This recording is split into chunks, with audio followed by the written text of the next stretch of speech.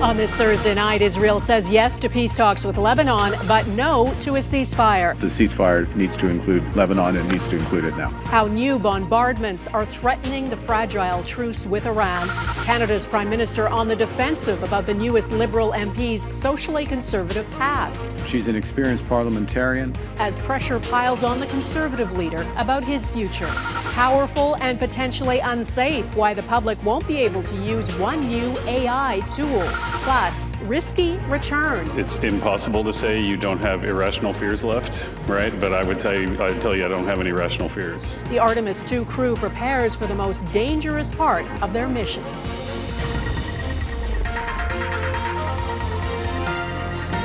Global National with Donna Friesen. Good evening and thanks for joining us. There is no certainty the ceasefire in the Middle East will hold. Israel's Prime Minister, who now says he is willing to hold peace talks with Lebanon, also vows to keep attacking Lebanon.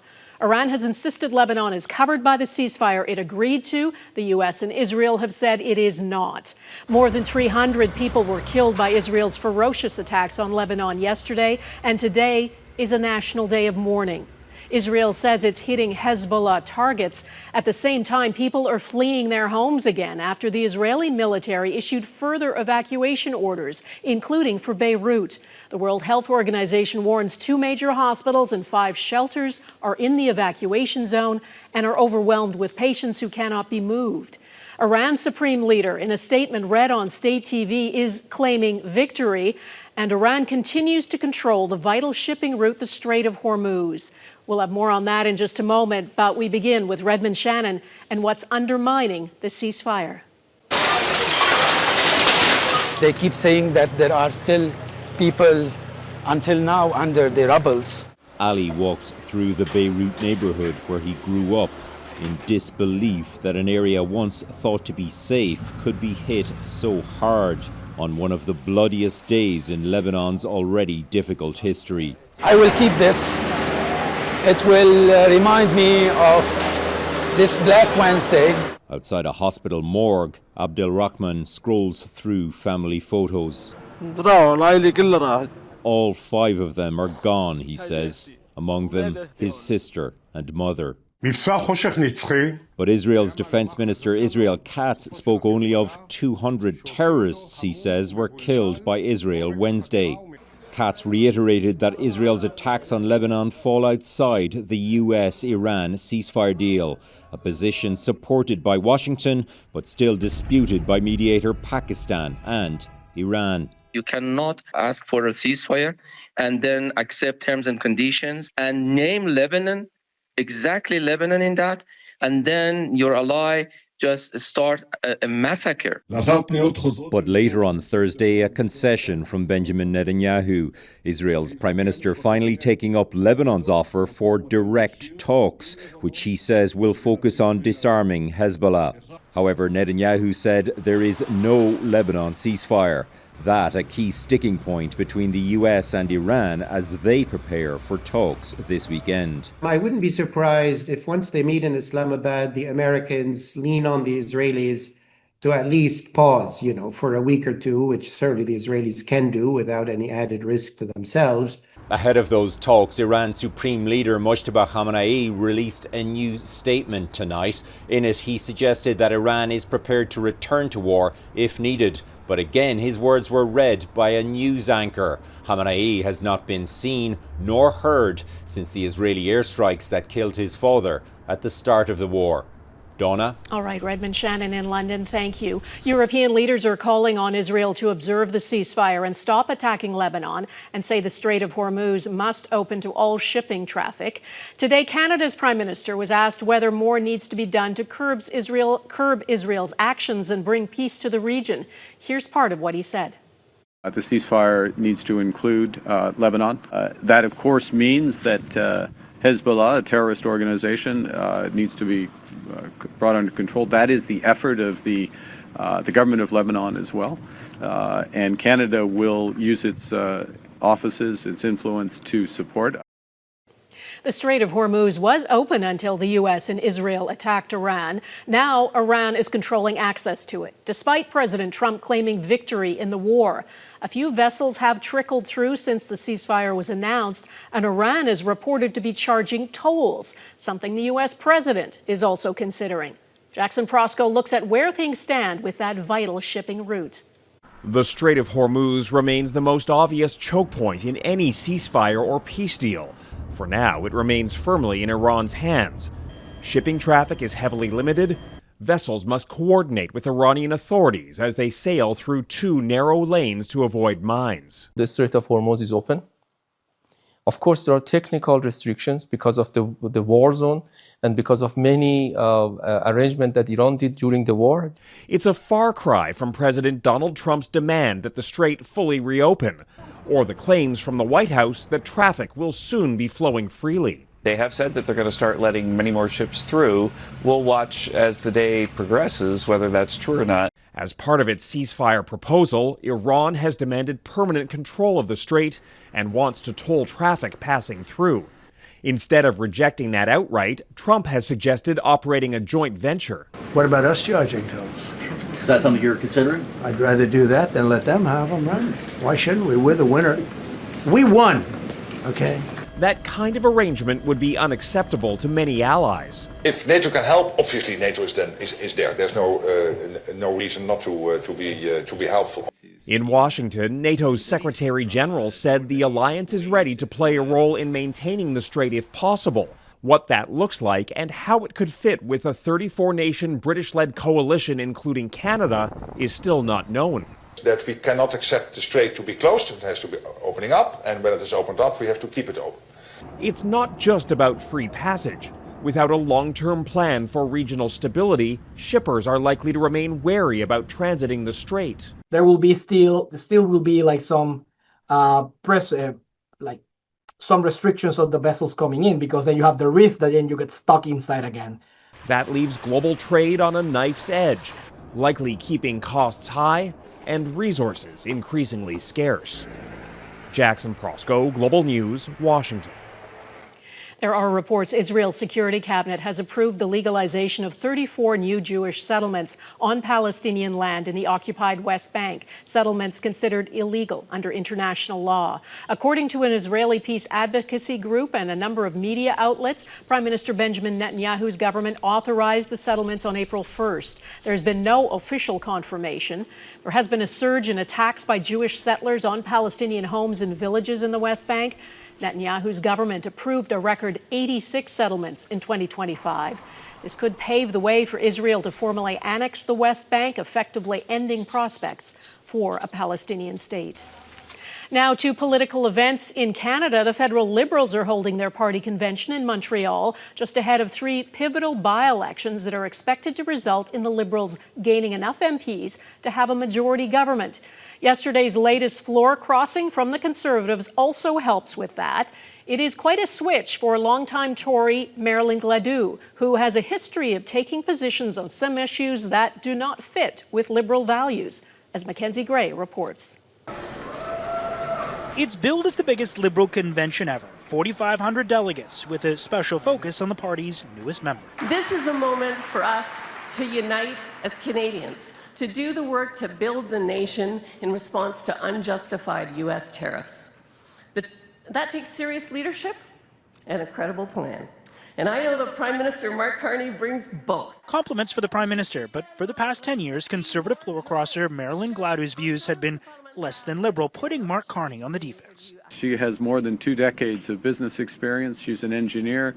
She's an experienced parliamentarian.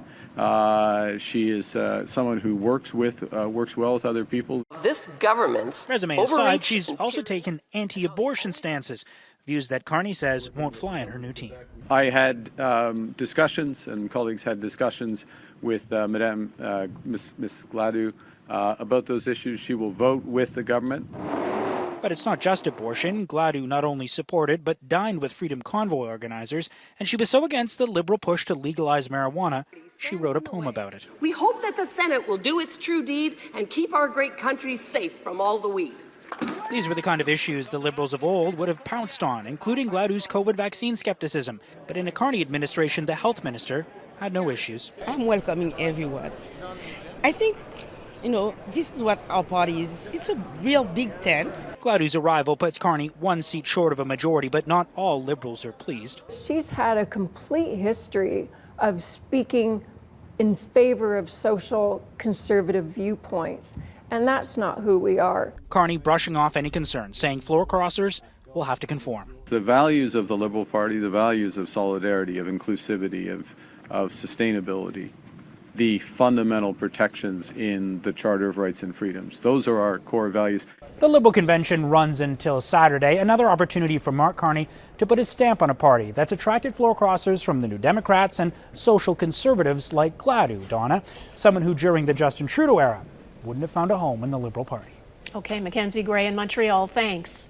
Federal Conservative leader Pierre Poilievre has now lost 4 MPs to the Liberals, and he's blaming the Prime Minister, accusing Mark Carney of making backroom deals to reach a Liberal majority without holding an election. Though, as Gillian Piper reports, it's Poilievre's leadership facing some tough questions. My mandate to lead this fight for affordability and safety. A day after losing another MP to the Liberals, Pierre Poilievre is downplaying questions over his political future. My mission will be continued to lead that fight to a successful victory in the next election. Flanked by 10 MPs, the Conservative leader spoke for the first time since Marilyn Gladu crossed the floor, leaving Mark Carney just 1 seat shy of a majority. He's fabricating a costly majority government through dirty backroom deals. Since losing his own seat in the federal election, Poilievre has lost 4 MPs, some of whom have pointed to leadership as a reason for their departure. We need a serious leader who can address the uncertainty that has arrived due to the unjustified American tariffs. It's just looking at leadership styles and whether we're doing the right thing for Canada. Clear red flag. This former staffer to Stephen Harper believes having 4 floor crossers signals deeper private discontent within the Conservative caucus. Each departure is emboldening the next one. And the longer leadership waits, the harder the erosion becomes to stop. The Conservative caucus can vote to remove their leader, but the party has publicly stood behind Poilievre, who defended his record when asked if he is reflecting on his leadership. That reflection comes from the record-smashing 8.3 million Canadians who voted Conservative in the last election, and the 87% of grassroots Conservatives who backed up my leadership less than 90 days ago.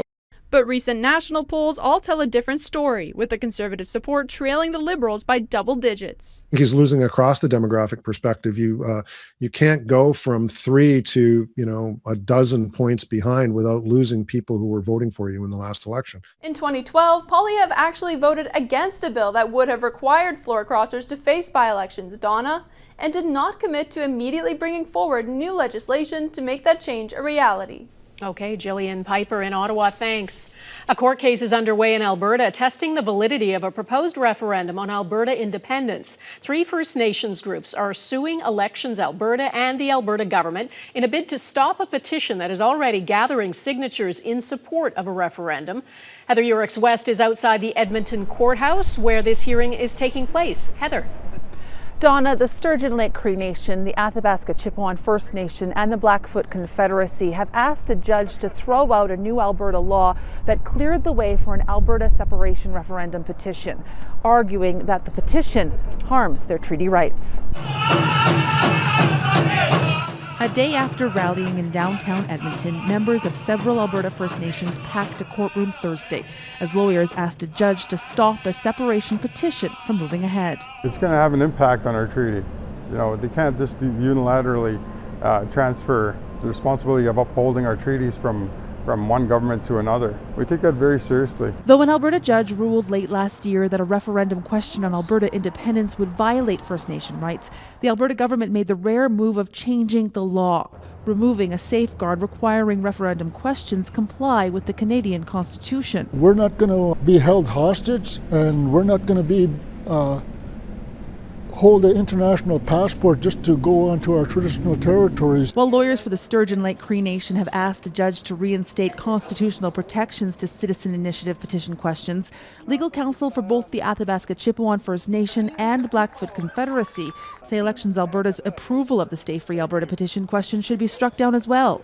Lawyers for the Alberta government and Stay Free Alberta argued Thursday that there is no harm being caused to treaty rights during the signature collecting process, arguing the province's duty to consult with First Nations groups comes later. Any constitutional amendments, which would include Alberta secession, that impact on their rights have to be the subject of a national constitutional conference involving all of the provincial and federal governments of Canada and First Nations having a seat at the table. The judge is not expected to deliver a decision this week. As it stands now, Stay Free Alberta has until May 2nd to collect nearly 178,000 signatures.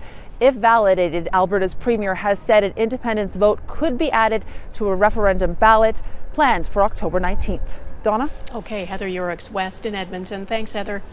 Daring rescue coming up. What happened to a Mexican miner trapped for 13 days?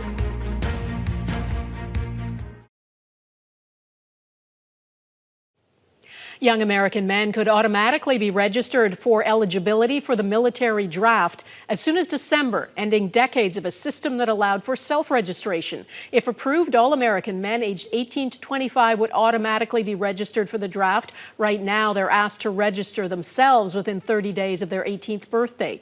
The agency in charge of the draft says in 2024, 19% of eligible men were not registered.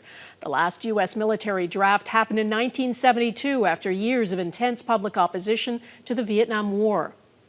A man who had been trapped for 13 days in a flooded tunnel in Mexico is finally free. I'm doing well, the miner said as dive teams reached him. They left him with canned tuna and energy bars and then spent hours lowering the water levels before they could carry him out. The miner and 3 co-workers were trapped after a tailings embankment collapsed, sending water rushing into the gold mine. Obviously, capabilities in a model like this could do harm if in the wrong hands. Ahead, a leading AI company warns about the power of its latest model.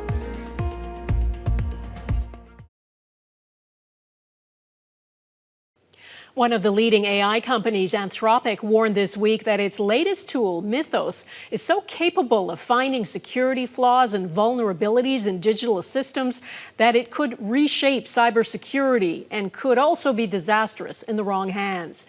Eric Sorensen explains what Mythos is and why Anthropic has chosen to selectively share it with the world's leading tech companies. It's called Project Glasswing, Anthropic's proposal to share its powerful AI model, Claude Mythos, only with some of the biggest tech companies, such as Apple, Amazon, Google, Microsoft, NVIDIA. The reason? Mythos can identify software vulnerabilities and cyber bugs that have been missed, in some cases, for years. To put the model into their hands, to allow them to look at how they can use models like this to bring down risk and protect everyone. Obviously, capabilities in a model like this could do harm if in the wrong hands. I think we need to move fast. This expert supports dependable companies getting a head start before cyber criminals get their hands on the technology. They can have a field day. They just keep using this model to basically find vulnerability after vulnerability across the whole ecosystem and then try to exploit them. Just last year, a cyber attack crippled Jaguar Land Rover vehicle production. The year before, London Drugs was forced to close 79 stores in Western Canada for a week after a ransomware attack. China has also been widely implicated, including an alleged cyber attack on Equifax years ago. Researchers and engineers. Montreal's Yoshua Bengio and a team of global experts' International AI Safety Report raises the same concerns as Anthropic, that AI systems can discover software vulnerabilities and write malicious code, adding criminal groups and state-associated attackers are actively using general-purpose AI. But a question for Canada and other countries is who decides what should be done? Anthropic's plan could mean that big U.S. companies, not governments, will make policy decisions about cybersecurity. This is really, I think, opening a Pandora's box. And what do countries like Canada even do in response? In the fast-moving world of AI, the aim is to identify and patch vulnerabilities in software faster than the inevitable attempts to exploit them. Eric Sorensen, Global News, Toronto. They'll be coming in hot next. How the Artemis II crew is preparing for its precarious return to Earth.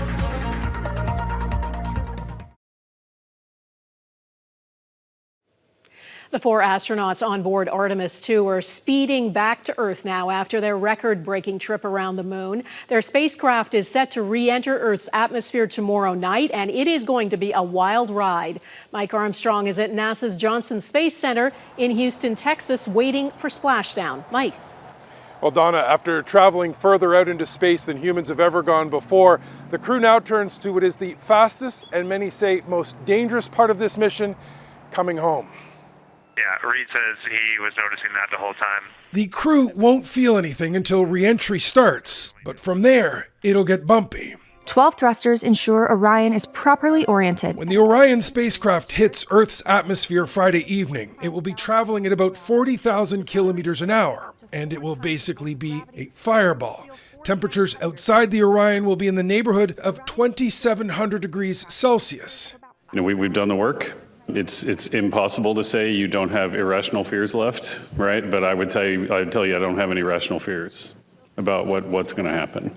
Now, splashdown will be off the coast of California, and then the focus turns to the astronauts themselves. When they're told go, they've got to get up. Almost as soon as they're back on land, the crew will be put through a series of tests, like this small obstacle course. It's meant to simulate exiting a spacecraft on land, not on water like Orion. I'll hand this off to you. But the goal is to evaluate things like motor control and behavioral health. Get this back. They'll do it within 1 to 4 hours of arriving. I'll head down 25 feet this way.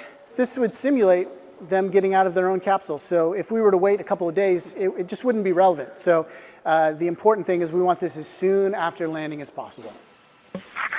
Now, biomedical researchers are looking at the health effects of spaceflight and how effective the measures to protect the crew have been. They've been subjected to high levels of radiation, much more than the astronauts on the space station. The crew's also wearing wristbands that monitor things like sleep, movement, and stress levels. Although if you've been watching, that's something this crew seems to be coping with fairly well. Donna?